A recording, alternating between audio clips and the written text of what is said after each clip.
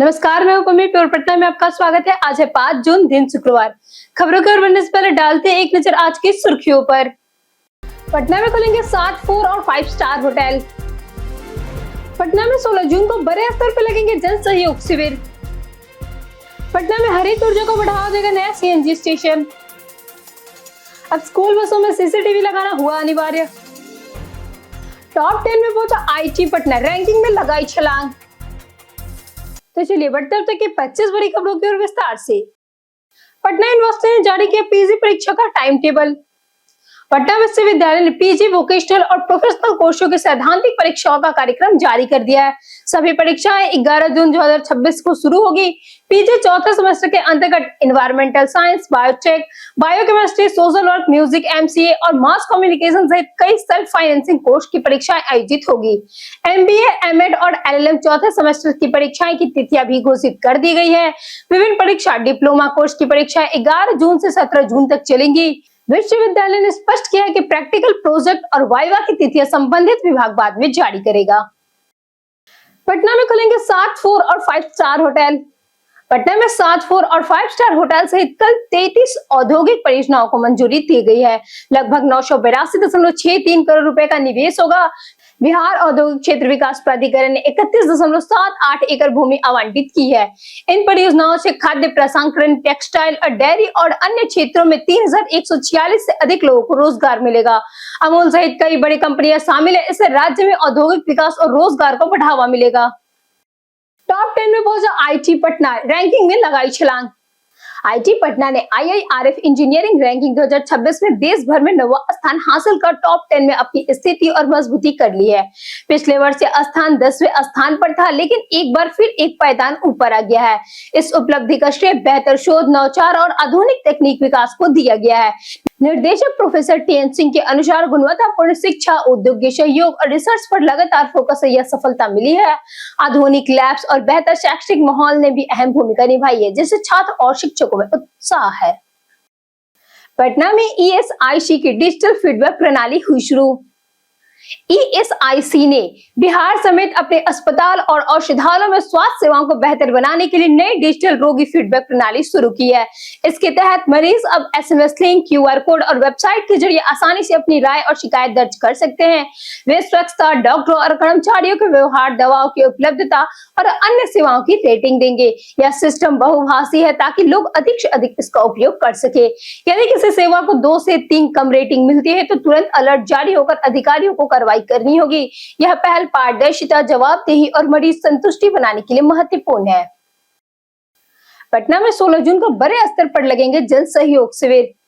पटना जिलाधिकारी doctor त्यागरंजन SM ने अधिकारियों को जन शिकायत का समयबद्ध और गुणवत्तापूर्ण समाधान को सुनिश्चित करने के निर्देश दिए हैं, जिन्होंने कहा है कि 16 जून को जिले के 41 ग्राम पंचायत और 17 नगर निकायों में सहयोग शिविर आयोजित किए जाएंगे। इन शिविरों के लिए वरीय पद अधिकारियों की नियुक्ति की गई है और व्यवस्था सरकार के दिशा निर्देश के अनुसार की जा रही है। इससे पहले 2 जून और 19 मई को भी सफल शिविर आयोजित हुए थे, जिसमें हजारों लोगों ने भाग लिया है। जिलाधिकारी ने जनता से अधिक भागीदारी की अपील की है। अब स्कूल बसों में सीसीटीवी लगाना हुआ अनिवार्य।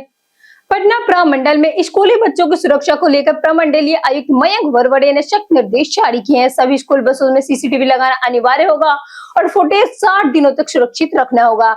बसों में speed governor, GPS tracking, panic button और फास्ट एड जैसी सुविधाएं भी होंगी। वाहनों की अधिकतम गति 40 किलोमीटर प्रति घंटे से तय की गई है। 16 सीटर से छोटे वाहन इस नियम से मुक्त रहेंगे। सभी स्कूल वाहनों का व्यावसायिक पंजीकरण और परमिट जरूरी होगा। फिटनेस जांच, रेडो रिफ्लेक्टिव टेप और नियमित निरीक्षण अनिवार्य किए गए हैं। नियम उल्लंघन पर सख्त कार्रवाई भी हो सकती है। पटना में हरित ऊर्जा को बढ़ावा देगा नया सीएनजी स्टेशन। बिहार सरकार ने पटना के फुलवाड़िया शरीफ स्थित परिवहन परिसर में अत्याधुनिक सीएनजी स्टेशन बनाने का निर्णय लिया है। इसका उद्देश्य सरकारी बसों को 24 घंटे ईंधन सुविधा उपलब्ध कराना है। इस स्टेशन की क्षमता लगभग 20,000 किलोग्राम होगी और यह प्रतिदिन करीब 400 बसों को सीएनजी उपलब्ध कराएगा। इससे बसों को निजी सीएनजी स्टेशनों पर निर्भर नहीं रहना पड़ेगा और लंबी कतारों से भी राहत मिलेगी। इसके साथ ही इलेक्ट्रिक बसों के लिए ईवी स्टेशन भी विकसित किया जा रहा है। इस पहल से राज्य में हरित ऊर्जा, प्रदूषण नियंत्रण और पर्यावरण अनुकूल परिवहन व्यवस्था को बढ़ावा मिलेगा तथा डीजल पर निर्भरता कम होगी। पटना नालंदा के होटलों पर पुलिस का बड़ा जांच अभियान। दिल्ली के मालवीय नगर गेस्ट हाउस में आग से 20 से अधिक मौतों के बाद बिहार पुलिस अलर्ट हो गई है। पटना और नालंदा के सभी होटल व गेस्ट हाउस की व्यापक जांच के आदेश दिए गए हैं। पहले चरण में 15 जून तक सूची तैयार कर डीएसपी को सौंपी जाएगी। दूसरे चरण में 15 से 30 जून तक दस्तावेजों की जांच होगी, जबकि 1 से 15 जुलाई तक सुरक्षा मानकों का सत्यापन किया जाएगा। बिना लाइसेंस या अधूरे दस्तावेज वाले प्रतिष्ठानों पर कार्रवाई भी होगी। पुलिस ने सुरक्षा ऑडिट को अनिवार्य बताते हुए सख्त रुख अपनाया है। जानिए आज कैसा रहेगा पटना के मौसम का मिजाज।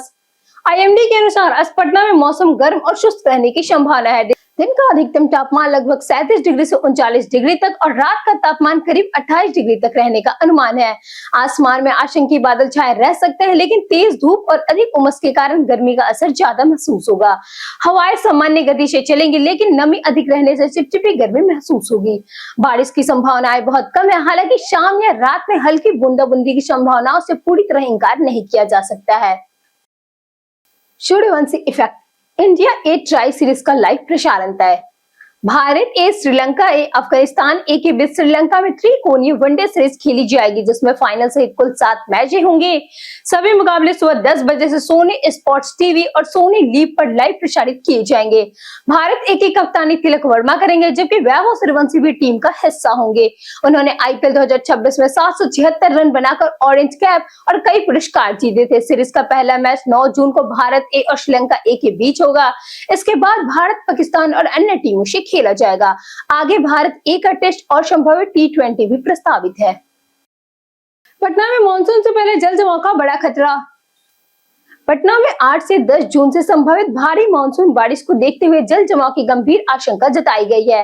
बड़े पैमाने पर नाला निर्माण और सड़क खुदाई के बावजूद कई प्रोजेक्ट अधूरे हैं और नालों के छोटे नालों से पूरी तरह नहीं जोड़ा गया है। इससे शहर में कीचड़, जलभराव और दुर्घटनाओं का खतरा बढ़ गया है। कई जगह बैरिकेडिंग और रीस्टोरेशन कार्य भी पूरा नहीं हुआ है। हालांकि प्रशासन ने 56 अस्थायी और 35 अस्थायी पंपिंग स्टेशन, सेंसर तकनीक और QRT तैनाती की गई है। फिर भी 83 संवेदनशील इलाके भी चिन्हित किए गए हैं, जहां जल जमाव की संभावनाएं बनी हुई है।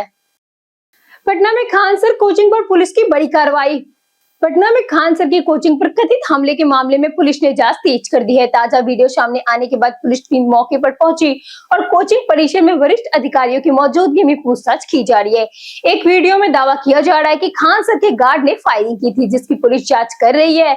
मामले में पहले ही 3 लोगों की गिरफ्तारी हो चुकी है। दूसरी ओर ज्ञान बिंदु कोचिंग से जुड़े व्यक्तियों ने प्रेस कॉन्फ्रेंस में आरोप लगाया कि घटना साजिश के तहत हुई है। पुलिस सभी वीडियो और सबूतों की गहन जांच में जुटी हुई है। बिहार में नई टीचर ट्रांसफर पॉलिसी जल्द होगी लागू।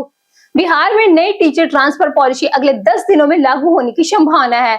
इसमें TRD3 सहित शिक्षक, हेडमास्टर और लाइब्रेरियन शामिल होंगे। लगभग 5,80,000 शिक्षकों का ऐच्छिक तबादला इसी महीने ऑनलाइन पोर्टल के जरिए होगा। महिला शिक्षकों को नजदीकी पंचायत और पुरुष शिक्षकों को नजदीकी प्रखंड में पोस्टिंग मिलेगी। कैबिनेट मंजूरी के बाद यह प्रक्रिया शुरू होगी। जरूरत के आधार पर विषयवार ट्रांसफर और म्यूचुअल ट्रांसफर का विकल्प भी दिया जाएगा। पटना के 7 प्रखंडों में खुलेंगे नए डिग्री कॉलेज। पटना के ग्रामीण क्षेत्रों में अथमगोला, बेलछी, दनियाव, घोसवड़ी, खुशरूपुर, मनेर और संपतचक में 1 जुलाई से 7 नए डिग्री कॉलेज में पढ़ाई शुरू होगी। इससे गांव के छात्रों को अब स्नातक की पढ़ाई के लिए शहर नहीं जाना पड़ेगा। शुरुआत में कॉलेज अस्थायी भवनों में चलेंगे, जिनमें लैब, इंटरनेट, फर्नीचर और अन्य सुविधाएं दी जा रही है। बाद में अस्थायी भवन में बनाए जाएंगे। प्रशासन ने 30 जून तक भूमि चयन का लक्ष्य रखा है। डीएम ने तैयारियों की समीक्षा कर समय पर संचालन सुनिश्चित करने के निर्देश दिए हैं। इससे ग्रामीण, खासकर छात्राओं को उच्च शिक्षा का बड़ा लाभ मिलेगा। पटना में 7 जून को होगी साइकिल रैली का आयोजन। विश्व साइकिल दिवस के अवसर पर पटना में 7 जून को साइकिल रैली का आयोजन किया जाएगा। Fit India Sunday on cycle कार्यक्रम के तहत होने वाली इस रैली को खेल मंत्री श्रेयसी सिंह की हरी झंडी दिखाकर रवाना करेगी। भारतीय खेल प्राधिकरण और बिहार सरकार के सहयोग से आयोजित यह कार्यक्रम अंतिम चरण की तैयारी में है। रैली सुबह 6 बजे आयकर गोलंबर में शुरू होकर पटना जू तक जाएगी। इसमें खेल संघर्ष, एनसीसी कैडेट्स, खिलाड़ियों और फिटनेस प्रेमियों, विद्यार्थियों और आम नागरिक भी भागीदारी होगी। कार्यक्रम का उद्देश्य फिटनेस और साइकिलिंग को बढ़ावा देना है। सभी के लिए यह प्रेरणादायक हो सकता है। बाढ़ टीचर ट्रेनिंग स्कूल में नाश्ते की पुड़ी में मिला कीड़ा। पटना के बाढ़ टीचर ट्रेनिंग स्कूल में गुरुवार सुबह नाश्ते की पूरी में कीड़ा मिलने से हड़कंप मच गया। 233 शिक्षकों ने भोजन का बहिष्कार कर स्वच्छता पर सवाल उठाए हैं। शिक्षकों का कहना है कि समय पर कीड़ा दिखने से बड़ी समस्याएं टल गई। सभी ने प्राचार्य निशा यादव से शिकायत की। प्राचार्य ने तत्काल कार्रवाई करते हुए भोजन आपूर्ति करने वाली एजेंसी सत्यम एंटरप्राइजेस के खिलाफ रिपोर्ट जांच अधिकारियों को भेजी। उन्होंने जांच और सख्त कार्रवाई का आश्वासन दिया। मामले की गंभीरता देखते हुए भोजन गुणवत्ता की निगरानी और नियमित जांच की मांग की तेज हो गई है।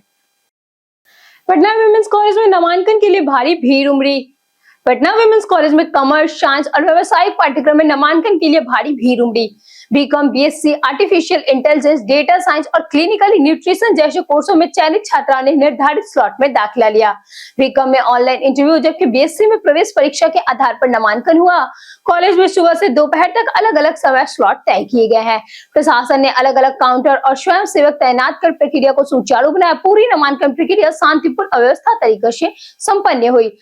हजारों छात्र शामिल रही, उत्साहपूर्ण माहौल रहा। गांधी सेतु पर महाजाम, 3 घंटे तक थमी वाहनों की रफ्तार।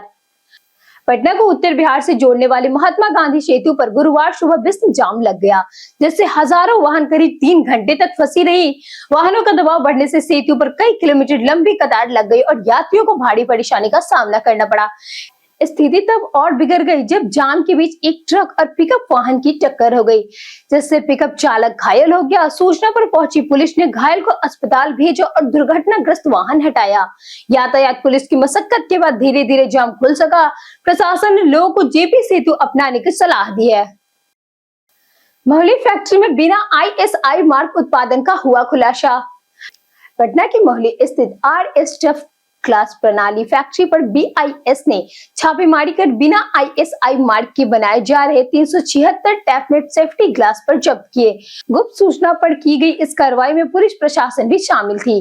जांच में पाया गया कि फैक्ट्री बिना BIS लाइसेंस और IS 2253 भाग 1 2018 मानक के उल्लंघन में उत्पादन कर रही थी। सभी तैयार ग्लास सील कर जब्त कर लिए गए और दस्तावेज भी कब्जे में लिए गए।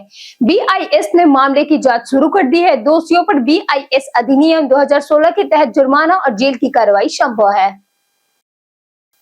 पटना के फुलवाड़िया शरीफ स्थित टमटम पड़ाव के पास देर रात 2 गुटों के बीच हिंसक झड़प हुई।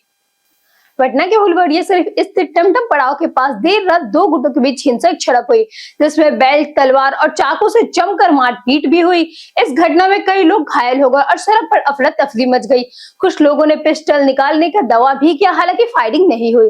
थाना से करीब 50 मीटर दूर यह बवाल काफी देर तक चलता रहा। पुलिस ने पहुंचने पर नियंत्रित किया। विवाद को लेकर टेम्पो चालक का झगड़ा और नशे के कारोबार से जुड़ा मामला दोनों तरफ के दावे में सामने आए हैं। पुलिस आगे की जांच में जुटी हुई है। कैश एग्जीक्यूटिव लूटकांड में दूसरा आरोपी हुआ गिरफ्तार। पाटलिपुत्र थाना क्षेत्र के एन पथ पर 19.53 लाख रुपए की लूट मामले में पुलिस ने दूसरे आरोपी अविनाश कुमार को गिरफ्तार कर लिया। इससे पहले मोहम्मद सैफ पकड़ा गया था। अविनाश नवादा जिले की नवीन नगर का रहने वाला है। पुलिस ने उसके निशानदेही पर लूट में इस्तेमाल बाइक भी बरामद की, हालांकि लूटी गई रकम अभी नहीं मिली।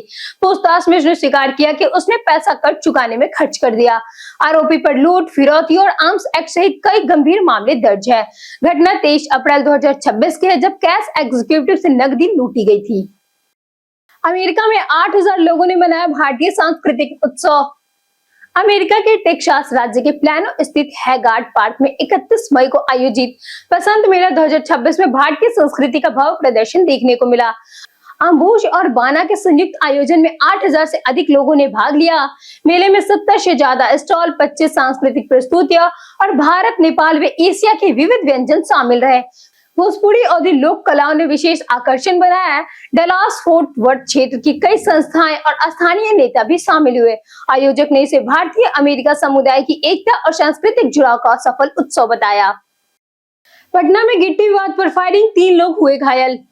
पटना के खुसरूपुर थाना क्षेत्र के चैनपुरा गांव में गिट्टी कारोबार को लेकर 2 पक्षों के बीच पुराना विवाद अचानक हिंसक हो गया और फायरिंग शुरू हो गई। गोलीबारी में 26 वर्षीय दीपक कुमार के पेट में गोली लगी, जबकि 12 वर्षीय नेहा कुमारी और 50 वर्षीय सोना देवी के पैर में छड़ी या गोली लगी। तीनों घायलों का अस्पताल में इलाज चल रहा है। घटना से गाँव में दहशत फैल गई है और लोग घरों में छिप गए हैं। पुलिस मौके पर पहुंचकर जांच कर रही है और आरोपियों की पहचान में जुटी हुई है। इलाके में तनाव के चलते पुलिस बल तैनात है। पटना के 66% होटल फायर सुरक्षा में पाए गए फेल। दिल्ली होटल अग्निकांड के बाद पटना के 241 पंजीकृत होटलों के फायर ऑडिट में 161 में अग्नि सुरक्षा मानकों की कमी पाई गई। फायर विभाग ने सभी को नोटिस जारी कर सुधार के निर्देश दिए और अनुपालन न करने पर सीलिंग की चेतावनी दी। लोदीपीर, पीर बरोहर आदि क्षेत्रों में स्थिति सबसे खराब रही, जहां 151 में से 128 होटल असुरक्षित पाए गए। पटना सिटी और कंकरबाग में अधिकतर होटल सुरक्षित मिले। दानापुर और फुलवाड़िया शरीफ में भी कई होटल मानकों पर खड़े नहीं उतरे। लगभग 40 होटल में सुधार किया है, बाकी पर कार्रवाई जारी है।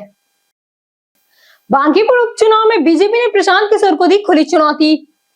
बांकीपुर विधानसभा उपचुनाव को लेकर राजनीतिक सरगर्मी तेज है। भाजपा ने प्रशांत किशोर को सीधे चुनाव लड़ने की चेतावनी दी। सीट के खाली होने के बाद पार्टी इसे प्रतिष्ठा का प्रश्न मान रही है। भाजपा अध्यक्ष ने कार्यकर्ताओं के साथ 5 घंटे की बैठक की। बैठक में विकास कार्य और आगामी रणनीति पर चर्चा हुई। जनसुराज ने भी इस क्षेत्र में मजबूती तैयारी का दावा किया है। भाजपा का दावा है कि वह यह सीट आसानी से जीत लेगी। चुनाव मुकाबला काफी रोचक होने की संभावनाएं हैं। दोनों दल पूरी ताकत से प्रचार में जुटे हैं। बीते दिन हमारे द्वारा पूछे गए सवालों का जवाब आप लोगों से बहुत लोगों ने हमारे कमेंट सेक्शन में लिख कर दिया है। जिन्होंने हमारे द्वारा पूछे गए सवालों के जवाब दिए हैं उनके नाम है अमरजीत कुमार, संजीव कुमार, दयानंद सिंह, बबलू शर्मा, कांति देवी, सोनी सिंह, ज्योति कुमारी, संतोष कुमार, संजीव पांडे और कमलेश शर्मा। इसी के साथ बढ़ते हैं आज के सवाल की। और आज का सवाल है, गर्मी में कौन से फल और पेय पदार्थ सबसे ज्यादा लाभदायक है? आप अपना जवाब हमें हमारे कमेंट सेक्शन में लिखकर जरूर बताएं। आज के लिए इतना ही। बिहार के तमाम खबरों के साथ बने रहने के लिए देखते रहिए प्योर पटना। और साथ ही अगर आप यूट्यूब चैनल पे देख रहे हैं तो चैनल को सब्सक्राइब करें, और अगर आप फेसबुक पेज पे देख रहे हैं तो लाइक और फॉलो जरूर करें।